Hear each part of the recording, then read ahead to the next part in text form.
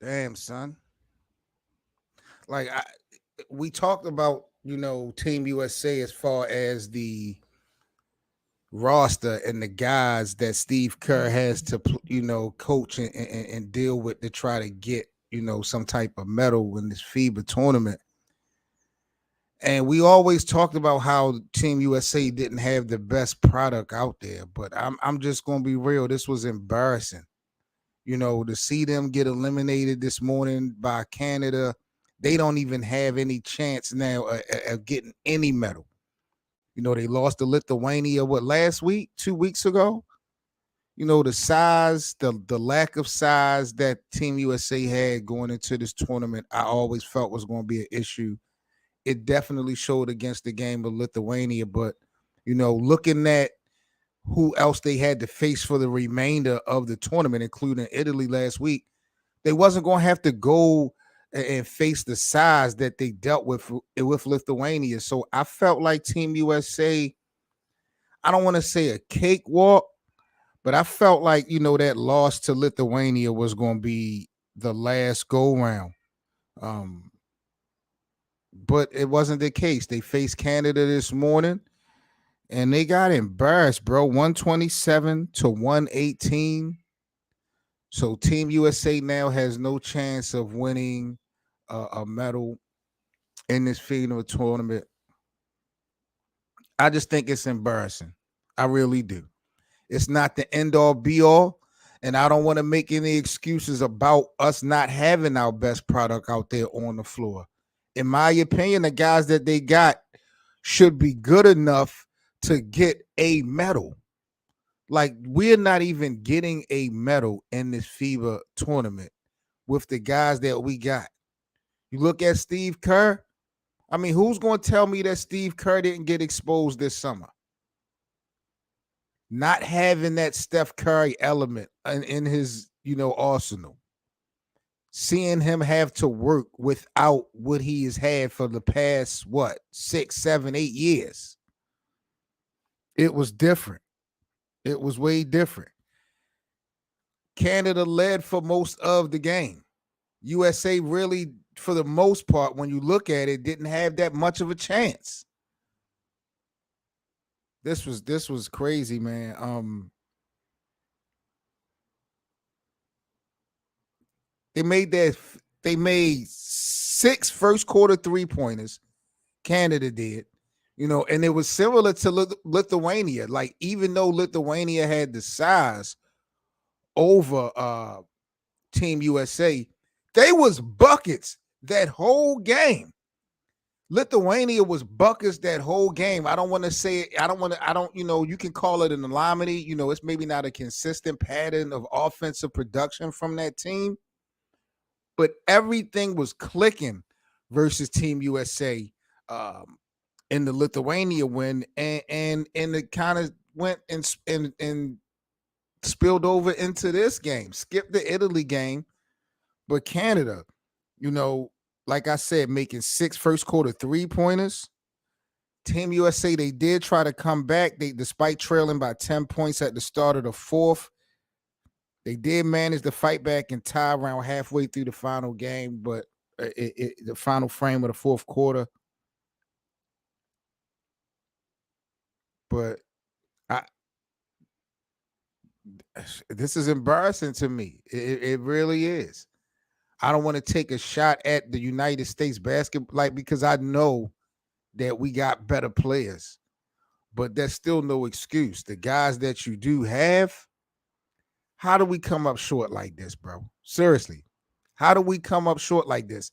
And what's disappointing to me, we may not have a lot of champions on this USA roster for the FIBA tournament, but look how many household names we have on Team USA. The league as a whole, as the NBA, is looking to be carried by some of these guys that's on Team USA, the Austin Reeves, the Jalen Brunson, the Anthony Edwards, Jaren Jackson Jr. This is the future of the NBA. And you can't win every game. I'm not jacking that you can go undefeated every game in and out. You understand what I'm saying? I'm not saying that they that great of a team. But to me, bro, this was just embarrassing. Shout out to my brother Hank is in the building, man. Make sure y'all subscribe to my brother Hank, Sports Gang Vision. He said I was right. Thought they had more fight in them than that. Still had a great squad, but just not good enough. And like I said, bro, it's just embarrassing. We know we have better players as far as in the NBA to represent the United States, especially when we get down to the actual Olympics. But to go out like this, and then it was like 2 times in 2 weeks, or 2 times in the last 3 weeks. You know what I'm saying? I feel like we have to really take a step back and reevaluate ourselves. Really, I'm not jacking what Noah Lyles was talking about. I'm not saying all that, but Team USA, man, losing in this fashion. I mean, this game was at 4:30 in the morning. 4:30 in the morning this morning. I got to talk to the bosses. So we're going to wake up disappointed, upset, and frustrated that we got eliminated by Canada. Just, I'm pissed. Mikal Bridges, he hit a game-tying three-pointer, but it just wasn't enough. Team USA couldn't maintain any type of momentum throughout overtime, and I don't really know what's next. The FIBA tournament is a done deal, but who's going to want to play for Team USA when we talk about actual Olympic play? Shea Gilgeous-Alexander had 31 points. Dylan Brooks had 39 points, which would be a career high for him even in the NBA. They outscored the Americans 16-7 in overtime to secure the bronze at least. So Canada at the least will get a bronze medal. It's the first time Canada will get some type of World Cup medal, and only the second medal Canada has ever earned in global competition, period. Its first one was a silver medal, it looked like, according to this reports, all the way back in 1936 at the Olympics. So for the Canadians, this is a big deal. I know this is not the big fish, but you giving guys confidence. You giving guys momentum. You giving guys the thought process that the United States is not really like that when it comes to this thing that we love called basketball. And I really got a problem with that. Canada's stock has risen. Team USA stock is falling. Lithuania, everybody's stock has risen in these summer games except for the United States. And we are being led by a 3-4-time NBA champion head coach in Steve Kerr.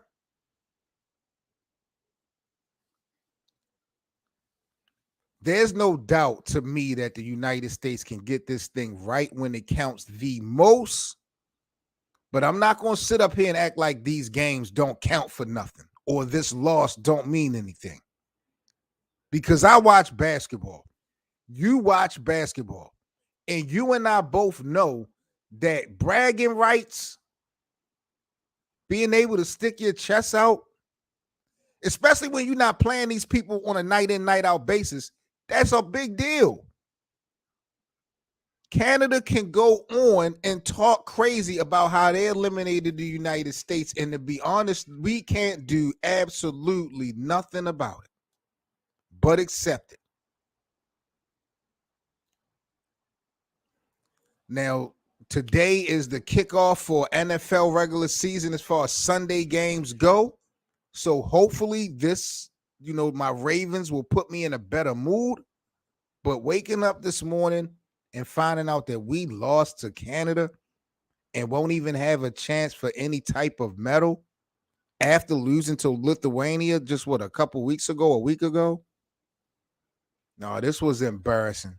This was embarrassing. Don't talk to me about Kevin Durant, LeBron, and Giannis and Jokic. And LeBron and all them other guys and Joel Embiid. I don't care about the Olympics now. What we had in front of us was good enough to win something. These guys are the up and coming faces of our league. And in a sense, they embarrassed themselves. They didn't go out like straight suckers. They fought, but it wasn't enough. And you can't convince me that these other players in these other teams are better than our guys. But what can you say when you take the L, bro? And I haven't really focused and tapped in on these other teams as far as their coaches and stuff like that. But I do recognize that the game is a little bit different. The game is a little bit technical when we get into this international play. I embrace that. I respect that. But even still, you look at the names that we have on our roster. You look at the upside that we have. That's the thing. We look at guys like Jalen Brunson, John Jackson Jr. Wasn't he Defensive Player of the Year last year? We look at some of these guys, Shea Gilgeous-Alexander, like sixth man of the year, but most improved player. Like we look at some of these guys as being sort of a face of the association. So for them to go out in Olympic play and stink it up the way they did, in my opinion, and not being able to get it right, yo, is just really embarrassing. Because now we just going to have to take the backlash. You can't even do nothing about it in the NBA season. You can't go at Dennis Schroeder in the NBA season, think you're having good games against Dennis Schroeder, bust his ass in the regular season and think you're doing something. The damage is already done. It was done this morning. So I'm real disappointed with Team USA. As a coach, as the coaching staff, players, this shit is embarrassing, bro. This is embarrassing. And I'm not even, I'm going to give Canada their props. I'm going to give these international teams their props because they got the win. They got it done. But I still not jacking that they better than us, even the guys that we have. So this just wasn't a good look, man, and we got to step it up. I'm about to get up out of here, man. Y'all can say goodbye to the bad guy for now. I'm Seven Mitchell. This is the Best of Seven Sports Talk, man. Do me a huge favor. Smash that like button on this video. Subscribe to the channel if you're new. Hank, if you're in here, bro, Hank, we still need to lock in, bro. I want you to lock in with me real soon. If you're not busy later on today, maybe we can lock in. If not, hopefully we can lock in this week. But I do want to get another show panel going with the fellas because we do got some things to talk about when it comes to the NBA. So Hank, I'm gonna definitely get with you so we can figure out how we could link up again and get another panel going. Speaking of panels, if you guys are familiar with the Players Choice channel on YouTube, that's part of my new family. Our show is going live today, episode 2 of Lakerland. It's going down today live on Players Choice at 2:00 p.m. Eastern. So if you guys are not doing anything later on this afternoon, make sure y'all pull up to the Players Choice YouTube channel. Check me and the fellas out with our new show talking about the Lakers, our new show, Lakerland. I think today's main topic, we're talking about Kobe Bryant. Is he the greatest scorer all time in NBA history? Is Kobe the greatest scorer all time in NBA history? I actually took a poll on different platforms. I took a poll on YouTube. I took a poll on Instagram. I took a poll on Twitter, I believe. And Kevin Durant's name always ring a bell when we talk about all-time greatest scores. I know Kobe Bryant, the numbers may be a little bit different because Kobe played 5 more seasons than KD. But I had to kind of wonder, like, because Kevin Durant shoots better than Kobe Bryant, the efficiency is better.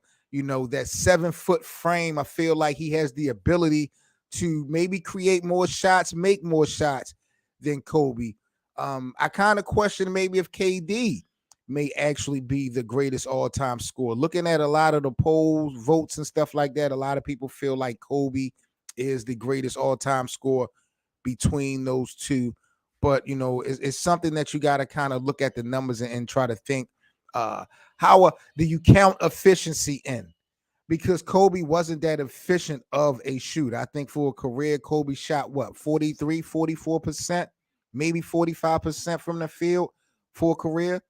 KD shoots Bam at 50% from the field for a career. So it's going to be a real interesting show going down later on this afternoon on Lakerland. So make sure you guys check out the Players Choice channel.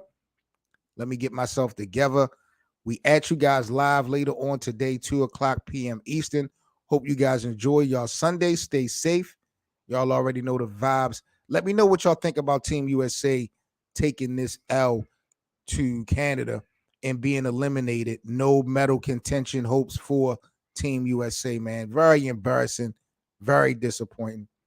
But it is what it is, man. Say goodbye to the bad guy. I'm Seven Mitchell. This is the best of 7 Sports Talk. Salute to the NBA community. I'm signing off. I catch you guys this afternoon on the Players' Choice.